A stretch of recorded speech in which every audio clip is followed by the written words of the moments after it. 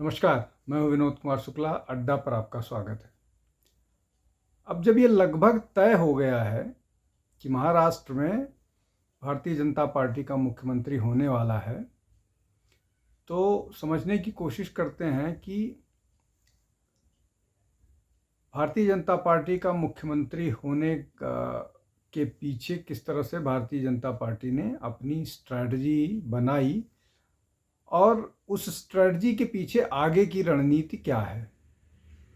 क्या महाराष्ट्र का चुनाव या महाराष्ट्र में सरकार बनना और बीजेपी का मुख्यमंत्री हो जाना ही अल्टीमेट एम या गोल है, और किस तरह से इस पूरी बात को सबके दोनों विपक्षी दलों को स्पष्ट किया गया और उसमें विपक्षी दलों की भूमिका कैसी रही।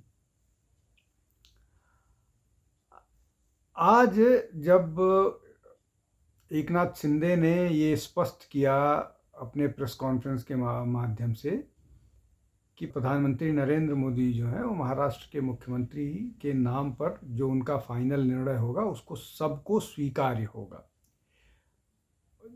एकनाथ शिंदे की इस बात ने स्पष्ट कर दिया है कि अब मुख्यमंत्री की दौड़ से वो बाहर हो गए हैं और भारतीय जनता पार्टी का ही मुख्यमंत्री होगा। लगातार कयास ये लगाए जा रहे हैं कि देवेंद्र फडणवीस मुख्यमंत्री होंगे, और देवेंद्र फडणवीस के मुख्यमंत्री बनने की बात को लेकर के बहुत सारे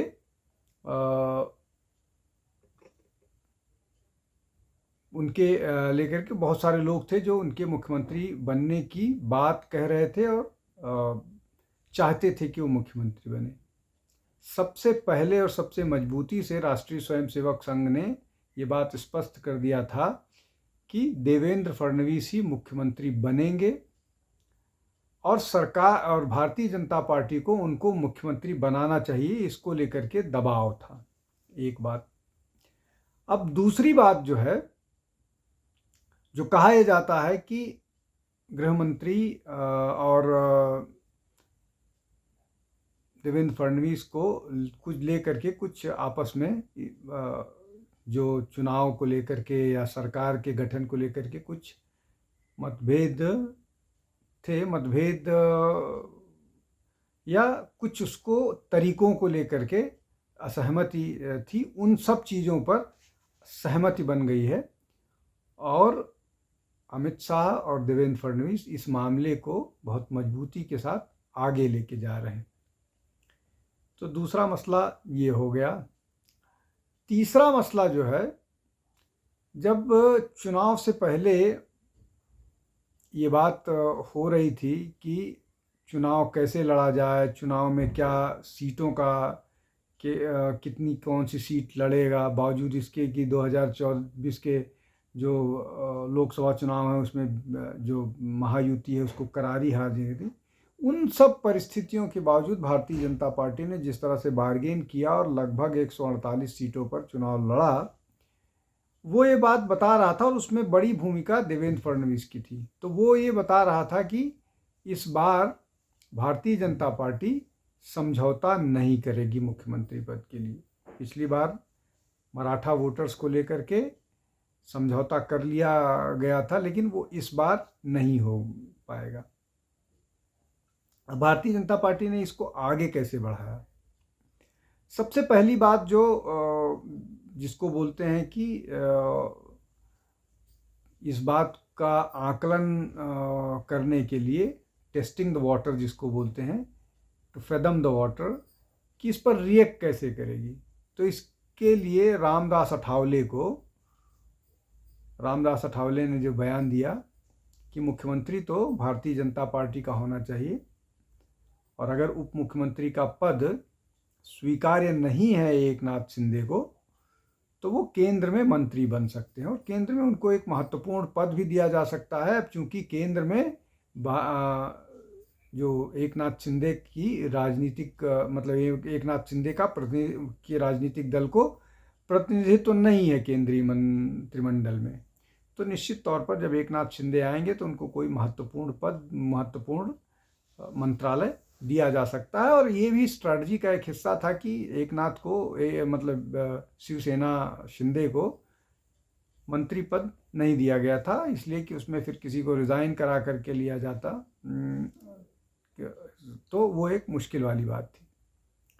उसके बाद अजीत पवार की पार्टी, अजीत पवार ने ये स्टेटमेंट देना शुरू कर दिया कि उन्हें शिवसेना का मुख्यमंत्री स्वीकार्य नहीं होगा, मुख्यमंत्री तो भारतीय जनता पार्टी का चाहिए।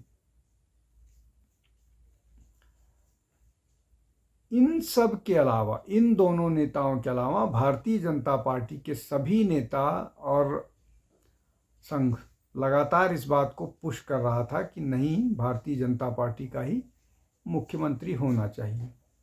अब सरकार जो बनाना है वो सरकार तो यहाँ पर बन जाएगी, लेकिन सारी कवायद जो है सरकार बनने के बाद, जो देवेंद्र फडणवीस ने ट्वीट किया है कि ये तो अभी बिगिनिंग है, जो उनकी ट्वीट का सार है वो यही है कि अभी बिगिनिंग है। बिगिनिंग क्यों है, इसको समझने की कोशिश करते हैं। बीजेपी लोकसभा का चुनाव बुरी तरह से हारी थी। बीजेपी को 9 लोकसभा के सदस्य जीत के आए थे, उतने ही सदस्य उद्धव ठाकरे को हैं। लगभग 8 सीटें जो हैं वो एनसीपी को हैं। भारतीय जनता पार्टी को 240 सीटें हैं लोकसभा में, और ये लगातार कवायद, ये बात कही जा रही थी कि शिवसेना के जो बहुत सारे एमपी हैं वो एनडीए को सपोर्ट करना चाहते हैं, या वो एनडीए के साथ जुड़ना चाहते हैं, उसका जो भी तरीका हो सकता है। अब ये सब चीज़ें इसलिए महत्वपूर्ण है कि शिवसेना उद्धव बाला साहब ठाकरे का जो महाराष्ट्र में अस्तित्व है, अब वो उसकी बड़ी ख़राब स्थिति हो गई है। जिस तरह से वो 20 सीटें जीत करके आए हैं और वो मुख्यमंत्री बनने का ख्वाब देख रहे थे, मुख्यमंत्री बनने के स्वप्न देख रहे थे, तो उनका जो कैडर है,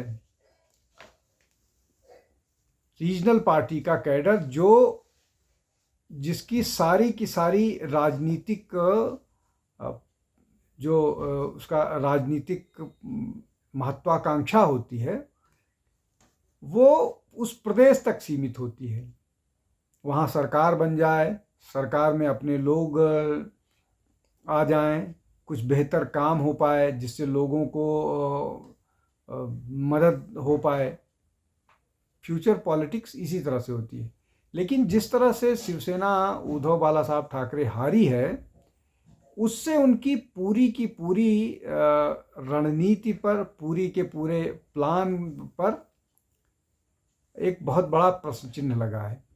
और ऐसी हार क्या उनको आगे कोई लाइट दिखा रही है, कोई इस तरह का रास्ता दिखा रही है जहां से उनके इमर्ज होने के चांसेस दिखाएं? अब इसके बाद बीएमसी के इलेक्शंस होंगे जो और महत्वपूर्ण होते हैं, वहाँ क्या होगा ये भी महत्वपूर्ण होगा।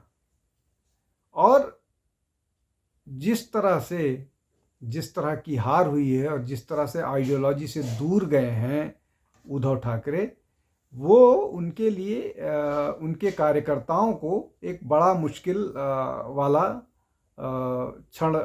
बड़ा मुश्किल वाली स्थिति है। उद्धव ठाकरे ने जिस तरह से अबू आजमी के सपोर्ट की बात की, जिस तरह से उन्होंने वक्त पर समझौता किया, जिस तरह से वो मुसलमानों को अपीज की मिनट की बात कर रहे थे, और जिस तरह से मुसलमान उद्धव ठाकरे को सपोर्ट कर रहे थे, वो सारा का सारा उनका जो कोर वोटर है उससे तकलीफ में है। इसलिए शायद इस बार लोकसभा का चुनाव किसी तरह से 9 सीटों पर जीत गए हैं, विधानसभा में जो हालत हुआ है, अगले चुनाव में उनकी क्या स्थिति लोकसभा में होने वाली है ये सबको मालूम है। शरद पवार ने एक योजना के तहत ये जो किया था मोहन जरांगे पाटिल वाले मामले में, तो उन्होंने किसी तरह से मराठा मतदाताओं को बांट करके लोकसभा में अपना कमाल कर लिया था, लेकिन विधानसभा तक वो सब एक्सपोज हो गया। तो अब शपथ ग्रहण के बाद महाराष्ट्र में भगदड़ मचने की उम्मीद है, और ये भगदड़ जो है, इसको संभाल पाना, इसको मैनेज कर पाना देवेंद्र फडणवीस जैसे नेता के लिए ही संभव है। इसलिए भी देवेंद्र फडणवीस का वहाँ की सीट, वहाँ की मुख्यमंत्री पद की सीट पर होना महत्वपूर्ण है। हालांकि अभी इस बात पर सहमत बनी है, मतलब इस बात की बात निकल कर के आ रही है कि बीजेपी का मुख्यमंत्री होगा, लेकिन देवेंद्र फडणवीस के नाम पर कभी सहमति नहीं हुई है, उनके नाम की घोषणा नहीं हुई है, इसलिए नहीं कह सकते कि देवेंद्र फडणवीस होंगे। लेकिन और ऐसा कोई नाम नजर नहीं आ रहा है जिसको वहाँ मुख्यमंत्री बनाया जाए। हालांकि नाम नजर आने की बात मध्य प्रदेश में जिस तरह से मोहन यादव या जिस तरह से भजन लाल शर्मा और विष्णुदेव साहब, जिस तरह से 3 मुख्यमंत्री हुए छत्तीसगढ़, मध्य प्रदेश और राजस्थान के, उसमें ये नहीं कहा जा सकता कि कौन मुख्यमंत्री होगा और कौन नाम की चर्चा हो रही है। कोई ऐसा नाम आ सकता है, लेकिन कम से कम संगठन की दृष्टि से या वहाँ के बंदोबस्त की दृष्टि से ये महत्वपूर्ण है कि देवेंद्र फडणवीस को मुख्यमंत्री पद की जिम्मेदारी दी जाए। और अगर देवेंद्र फडणवीस महाराष्ट्र के मुख्यमंत्री नहीं बनते हैं तो ये लगभग तय है कि उनको जो है वो भाजपा का राष्ट्रीय अध्यक्ष बनाया जा सकता है।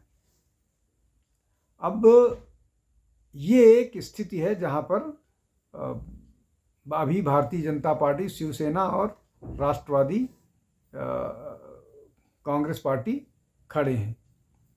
तो ये जो एक के बाद एक जिस तरह से बीजेपी ने काम किया संघ के साथ तालमेल बिठा करके, और बीजेपी ने अपने अकेले दम पर 132 सीट जीती है, ये भी एक बड़ा कारण है कि ना एकनाथ शिंदे भारतीय जनता पार्टी से दूर जा करके भारतीय जनता पार्टी का नुकसान कर पाएंगे, ना अजीत पवार दूर जा करके नुकसान कर पाएंगे। इसलिए कि अब भारतीय जनता पार्टी को मेजॉरिटी के लिए सिर्फ 14 सीटें चाहिए।